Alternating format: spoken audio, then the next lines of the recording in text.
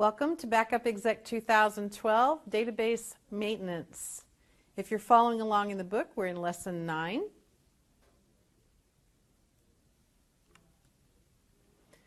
In this lesson, we'll discuss the Backup Exec utility for database maintenance operations and how the database backs up itself.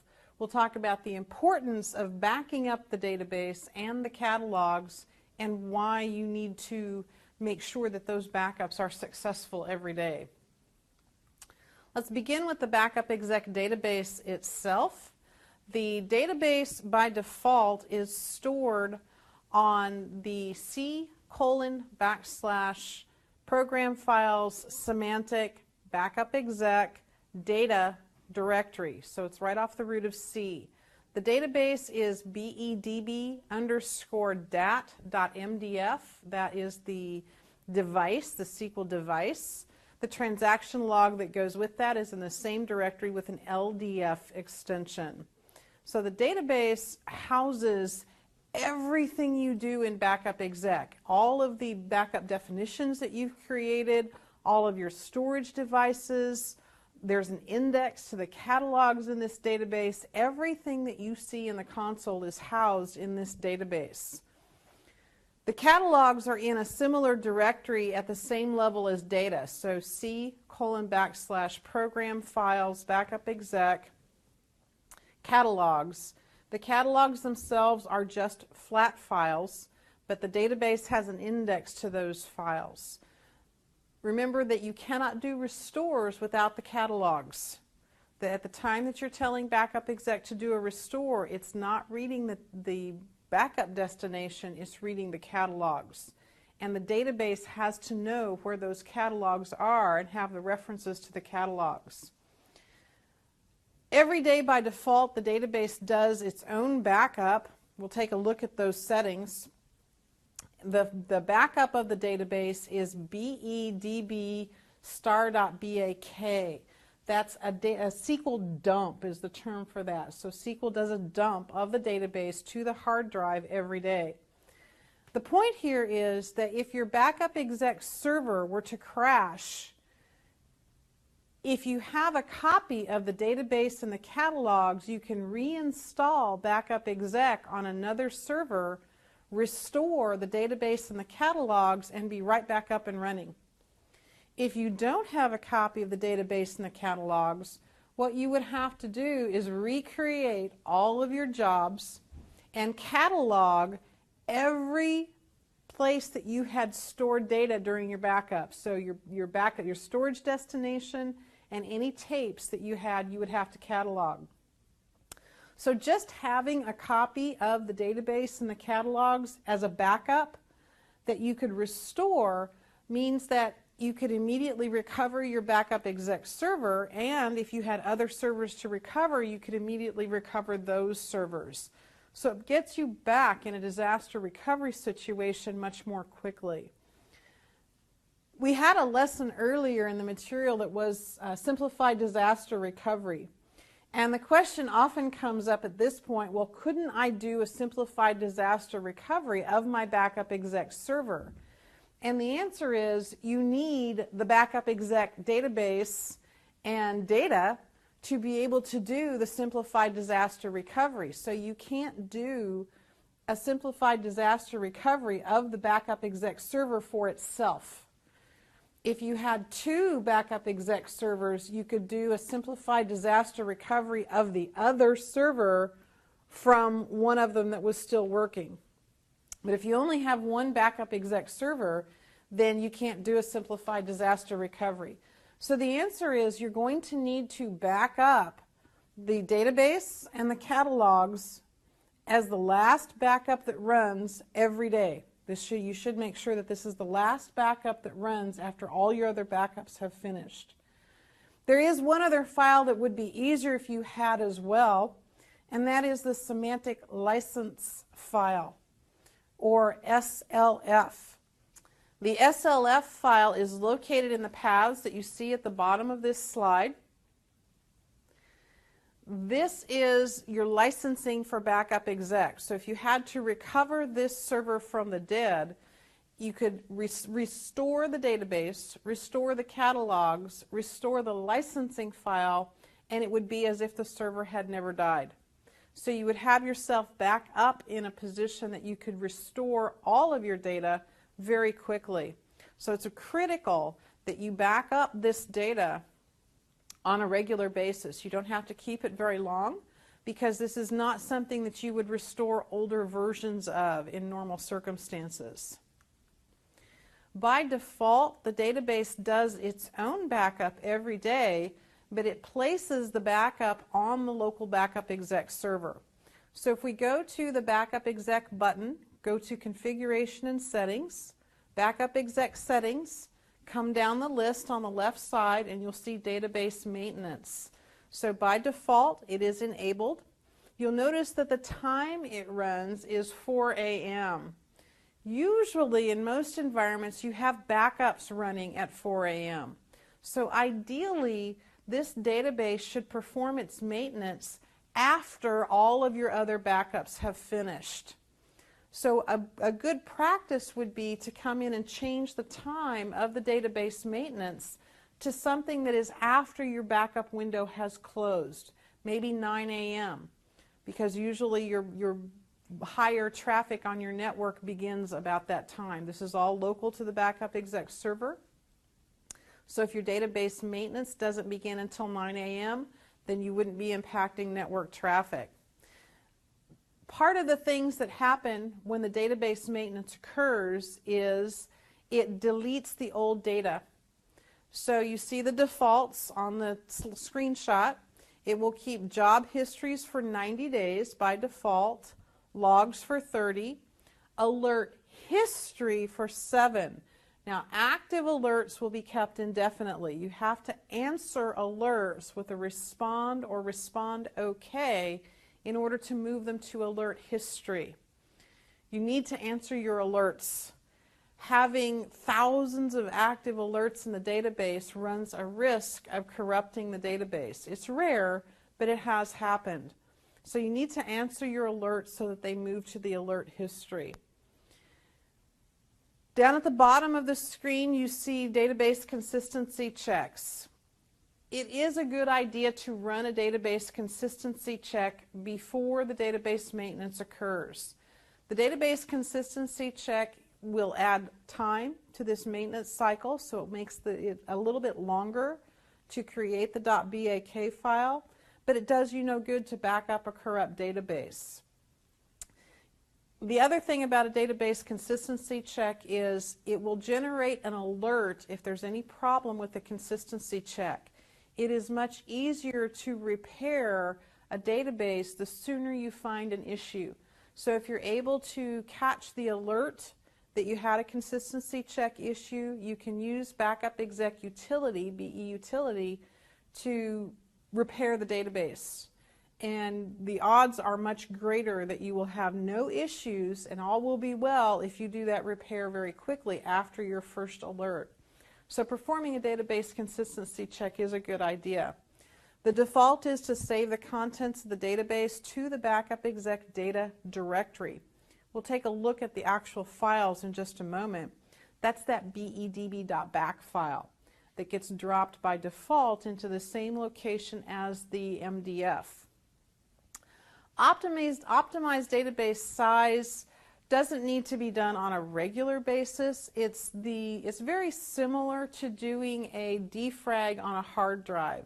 So when you optimize database size, what you're doing is rearranging the contents of the database to fill in the empty spaces where things have been deleted. This is not something you have to do on a regular basis.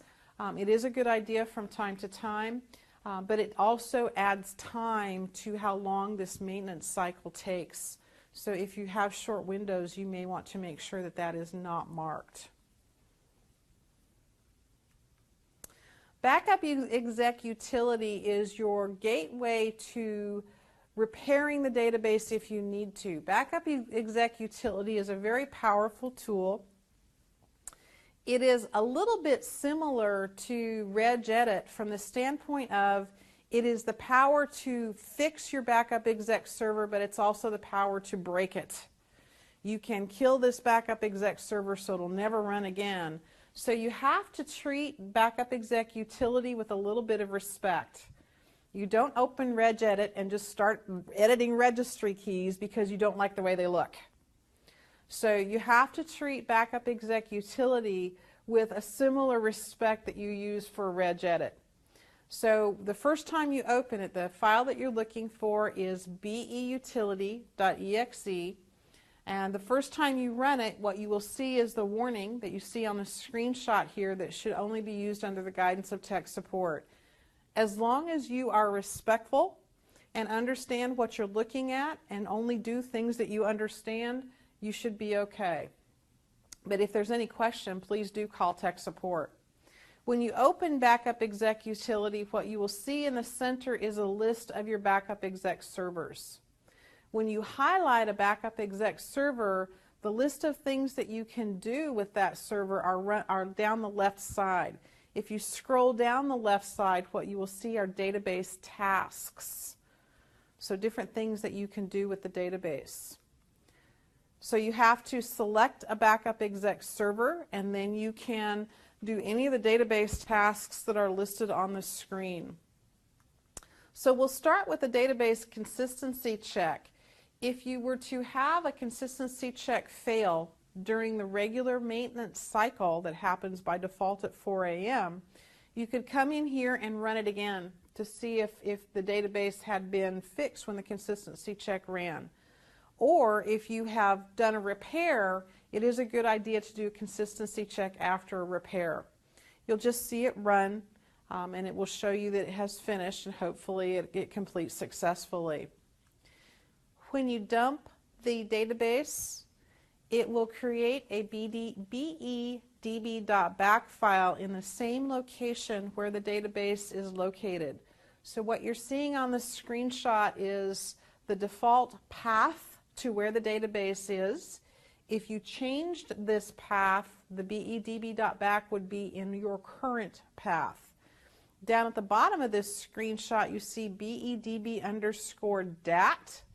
That is the actual database. So that is the MDF file for the database itself. So these will always be located in the same directory. You can also repair or recover the database. A repair will fix problems that were found during a consistency check. So if your regular maintenance cycle includes a consistency check and you get an alert that the consistency check failed, you could use beutility to repair the database. Once the repair has finished, you should also use beutility to do another consistency check. Make sure that the database was repaired properly. You can also recover the database. When you recover the database, there are several different options for that. Let's take a quick look here at repair. On the repair, by default, it's going to repair the backup exec database. If you're in a central admin server environment, you could also select which backup exec server you want to repair the database. When you repair the database, it has to stop and start the backup exec services. So it will give you a message to let you know that the services will be restarted. If you have an active backup job running and you restart the services, your backup job will no longer be running. So you would not want to do this when you have active backup jobs in progress. So you'll see the services come down, you'll see the services start back up, and then it will let you know that it has completed the repair operation. Another option you have is to recover the database. When you recover the database, you have three methods for recovery. The first is to use the best recovery method. This is really a repair on the database. So all it will try to do is run a repair. You'll see the services stop and restart. That's the default option. The second option is to drop existing and reload from backup. When you reload from backup, it's looking for the bedb.back file that's located in the same directory as the MDF. So if I were moving Backup Exec from old hardware to new hardware, I could copy bedb.back and the catalogs from the old hardware to the new hardware. On the new hardware, I would then use BEutility to recover the database and be sure that you move the radio button to the second option of drop existing and reload from backup. This will also stop the services and restart them, but when you restart the services on the new hardware, what you will see is all of your jobs, all of your information, all of your history, more importantly, the index to your catalogs, and all of your restore capabilities on the new hardware. So it's very important that if you are in a recovery situation and you want to recover from backup, that you be sure that you move that radio button to the second option. The third option is to drop existing and reload from base. Drop existing and reload from base is essentially the same thing as reinstalling Backup Exec from scratch. It drops any database that's there and reloads a blank new Backup Exec database, which means that you'll not have any jobs, your history will be gone, the index to the catalogs will be gone, and you'll have no reference to your existing backups. So the only way to restore existing backups at that point would be to recatalog all of your storage locations, whether they're disk or removable. You'd have to recatalog everything. So drop existing and reload from base, the third option, is the option of last resort. If you have no other good options, then you can do that one and it puts you back into a freshly installed state on the database. When you run any of these options that have to do with recovering the database, you will see the services stop and restart. This may take several minutes to do this recovery depending on how large the database is. Be patient and let it finish. You can also change the location of the database. Backup Exec is very friendly here and you can change it on the fly. So the default location for the database is the C drive. Networking best practices are that data goes anywhere but C. So if you would like to, you can move the database after the fact using BEutility. So when we define a new database location, it asks us the location where you would like to move it to. I can also update the configuration for a new server name. This is if you have changed the host name of the Backup Exec server in Windows. The database, and this is a SQL thing, is that the database is tied to that host name. So you can use BEutility to tell it the new host name of the machine and it will adjust the database and the catalogs accordingly so that now you can reuse the database and reconnect so the services will start properly. You can change the location of the database if you need it to go to a larger location, if you would like to put it on fully licensed SQL. If you have the central admin server option installed, the database will be much larger than most other environments because the catalog index is so much larger. And if you're using the archiving option, you'll have several additional databases that are associated with the Backup Exec database. If you choose to relocate the Backup Exec database, you can locate it on any of the versions of SQL you see here. Basically, SQL Server 2005 SP4 or later. It also supports the Express editions, provided they're 2005 SP4 or later, and SQL Server 2008. The database cannot run on encrypted or compressed drives. If you're using SQL Server 2008 and you need that database compressed, you can use SQL compression. To change the database location, you're going to go, you can do it during the installation. So during the installation you have a choice of the path. But if you have already got Backup Exec installed, you can use BE Utility to change the location of the database after the fact. So if we tell it new database location, it will give you a prompt for the SQL instance to which you want the database to be installed. So in this lesson, we've talked about the Backup Exec utility for database maintenance operations. We've talked about the daily maintenance that goes on by default at 4 a.m. We've talked about the importance of backing up the database, the catalogs, and your SLF file. That should be the last backup that you run every day.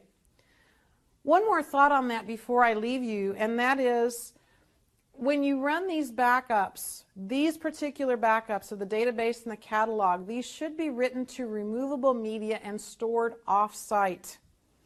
It does you no good to have this backup in the same location where your server is, because if you have to recover this, your server is probably non-functional. So if you write these backups to tape and you store them off-site, you may have many other tapes off-site as well. Be sure that you mark these tapes somehow so that when you look at a big stack of tapes, you'll know exactly which tapes contain your Backup Exec database. A yellow highlighter does not interfere with a barcode reader.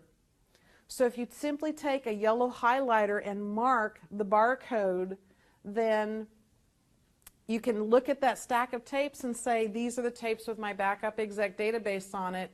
For your new Backup Exec server, you would then catalog that tape and restore the database and the catalogs, and now you can recover all the tapes in that closet very quickly. So this is probably one of the more important lessons in Backup Exec, is protecting the Backup Exec database and catalogs.